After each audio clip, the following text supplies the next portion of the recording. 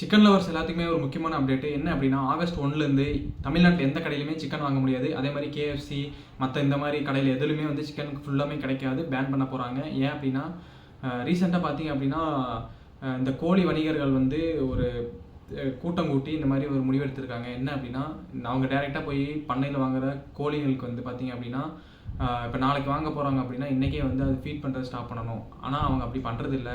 நாம் எப்போ வாங்க போனாலுமே வந்து கோழிங்களுக்கு வந்து ஃபுல்லாக ஃபீட் கொடுத்து வெயிட் இன்க்ரீஸ் பண்ணுறதுக்காக இப்படி ஒரு ஸ்கேம் பண்ணிட்டு இருக்காங்க. ஸோ இதை வந்து கவர்மெண்ட் வந்து உடனே வந்து தடுத்து நிறுத்தணும் அப்படின்ற மாதிரி எல்லாருமே போராட்டம் பண்ணி இந்த மாதிரி கடையில் எல்லாத்தையுமே இப்போ 60,000 ஷாப்ஸ், அதாவது சிக்கன் ஷாப்ஸ் வந்து க்ளோஸ் பண்ணிட்டாங்க ஓவரால் தமிழ்நாட்டில்.